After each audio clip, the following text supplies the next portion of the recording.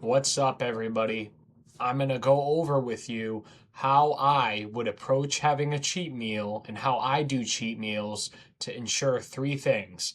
I have an enjoyable life, I continue to still be in a calorie deficit and make fat loss non negotiable, and three, I minimize the potential of overdoing it or binging on my diet. So, let's first of all talk about what cheat meals are. Everyone likes to have this difference with refeed cheat meal. A refeed is more of a professional, okay, if my maintenance calories, which is how many calories my body needs a day to stay the same, is 3,200 and I'm eating 2,500, then that one day I would go back up to 3,200 only from the rest of the calories coming from carbs. So 700 more calories coming from carbohydrates in order to boost my glycogen, filling my glycogen stores, which will allow me to perform better the next day and give my body a little bit of a ramp with my metabolism. That is not what this is. What a cheat meal is you being able to go out to dinner, you being able to have a dessert, being able to have a cookie, a donut, because so many people don't know how to approach this and it stresses them out. And then all of a sudden they just snap and go crazy, which we've all done. Don't get me wrong, I've done it hundreds of times, but that's how you ruin progress, and you don't want to do that. And you never look back after a binge and you never think, man, that was so worth it. You always regret it. Cheat meal is where you enjoy it.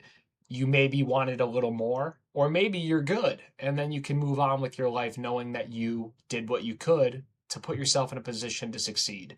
So here we have this chart. We're going to talk about how to have cheat meals and lose fat. So first thing you need to understand is your TDEE, total daily energy expenditure. So that talks about your NEAT, which is your non-energy activity thermogenesis, things like snapping, moving my hat, rubbing my hands, things that you don't really think of when you burn calories. Walking around the house, doing dishes. Then you have your TEF, which is again what your body burns food, it digests food, you burn calories in ways you don't even think of. Your heart pumping blood into your organs, all these different things. And another one is when you eat, you chew, you swallow, your digestive tract. The more protein you eat, the more of a thermic effect you're going to have. You're going to burn more calories. And then the biggest one, which is BMR, which is basal metabolic rate. So how many calories your body, like I said, just you exist every single day. How many calories you burn laying in bed all day, pumping blood into your organs, your body going through the cycle of digesting food, you pooping, peeing, whatever it is, right? So that's how many calories you burn in a day. And depending on your activity level, you can be eating more food and still be in a deficit, or maintaining on more food, or less if you're not that active. So here is a chart. Now I want you watching this to ask yourself subconsciously, what am I? Am I sedentary? Am I light, moderate, high, or athletic? So if you're getting less than 5K steps a day, you're sedentary. You work an office job, I'm assuming. If you're light, you're just probably not doing much. You're mostly sitting, maybe walking a few times a day. Moderate, you're moving on a regular basis, but you're not super active. High is, 10 to 15K steps. You always are walking, you're moving, you're taking your dog out for walks. You're parking far away at the grocery store. That's a big one. Parking far away at at the store, in the drive. You're not going in the drive-through. You're purposely going out of your way to get steps. And then athlete or athletic is 15K plus, which is 6 to 7 days a week. You're working out, you're very active, or you do a lot of substantial training. For me, you guys can see I have, hold on, 32,000 average steps a day, and that's for the last 345 days. So I am obviously athletic. So I am, again, I'm 5'9", 22, so you got to do the math. I'm burning about 3,200 calories a day, which means if I want to be in a calorie deficit that's sustainable, I would eat 2,700 calories. So I would eat 3,200 to maintain, but if I take 500 away, then that's 2,700. So I would hypothetically be losing 1 pound of fat per week. 3,500 calories are in 1 pound of fat, of muscle. You get it. So what you need to do is you need to think about what's your TDEE. I have a whole nother video that covers this. You can go get your total daily energy expenditure, figure out honestly what activity level you are, and then figure out what's your average TDEE. I know this to be true based on the scale, based on my activity, and I've tested this. I've ate this much, I've lowered it. You get the point. And this is what you would eat in this instance if you were my height and weight. If I had a sedentary day, a light day, a moderate day, high day, athletic day, this is how many calories I would burn. So you really should never be eating less than, like, in my opinion as a man, 2,400, because even if you're moderate, you're still in a deficit. Anyway, so let's say that I am at 3,200 for maintaining, but I still want to get leaner, which I'm doing right now. I would take 500 away and I'd be at 2,700. I always encourage clients, friends, people I know, eat as many meals a day as you can, because the skill of getting lean isn't starving yourself. It's being able to put the fork down. So the more you can build that skill, the better. What's 2,700 divided by 5? Well, it's 540. 540, 540, 540, 540, 540.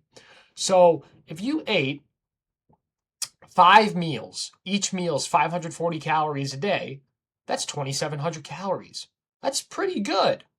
And if you're eating all whole foods, there is no excuse why you cannot follow that. So here's the deal. How do I fit a cheat meal in? How do I enjoy myself? So here is what I would recommend doing, and this is probably the most simplistic part of the video. I would ask myself, okay, what is it that I want? Do I want a slice of pizza? Because you know what to do here. You can just replace one of your meals with a slice of pizza or 2 slices or whatever. But here's what I like to do. If I know I'm going to go out and for example, my birthday is in 9 days. So I'm going out to a steakhouse for my birthday dinner. I know I'm going to be able to want to be able to eat dessert, a steak, and, whatever I want. And that day, maybe I'll eat at maintenance to have a little more. But let's say I want to eat around 2,700. What I'll do is I'll say, okay, well, 2,700. 5 540 calorie meals. But let's go ahead and let's say that instead we're going to do 2,700, and let's say I'm only going to have, before I go out to eat, I'm going to go out to eat around 8 at night. Let's say I'm going to have 400 calories. I'm going to have my protein French toast and a cup of Greek yogurt or an apple. That's 2,300 calories. So what that means is I can eat those calories, right? And then the rest of the day I have 2,300 when I go out to eat. You're chilling. As long as you track and you estimate it and it's not an everyday estimation, you're gonna get lean, right? It's just a non-negotiable. But let's say Christmas is coming up and you want to really go crazy. Well, then let's get back to that same idea. 2,700 on average. So let's be safe and say 2,450, and you times that by 2. That's 4,900 calories. So if you're strong-willed like me, in one day you're able to white knuckle through and you're able to do 900 calories in one day, then you have 4,000 the next day that you could eat throughout the day, and you could still, over that 2-day period, be in a pretty significant deficit. That's great. So this is how you're going to fit cheat meals in. And I'm telling you guys, that's the only way you're going to see long-term sustainable fat loss, because life is going to happen, guys. It's going to happen. You're going to have a day where you spiral and you overeat. You're going to have times where you just want to have the food and you're not in the right state mentally. But if you can prepare to and you can minimize damage, that's going to allow you long-term to be successful. And building these habits is how you're going to get better with food, because at the end of the day, I remember when I used to I would eat like 99% of the time Whole Foods, but the one time I ate junk, I had to eat as much as I could, and that's not healthy nor sustainable. So the best way you can get good at fitting things into your diet and not being so like, oh my gosh, I'm only going to have it one time. I need to eat for I'm going to eat until I can't eat, is by doing it more often. Building the skill of only having one slice of pizza. Building the skill of just having half a chocolate chip cookie. Doing things like that that are uncomfortable is how you're going to build the skill. Same thing with me. I hated doing cardio. Now I do probably an hour of, hour of stairs or an hour of incline treadmill a day. And like I said, 30K steps a day. Doing things that are hard, tracking with intentionality, like I've shown on this chart, is how you're going to achieve your long-term goals. So if you did find this video comforting or helpful, please let me know. And in the comments, if you did make it to the end, drop a thumbs up so I can thank you for having the attention span of a warrior.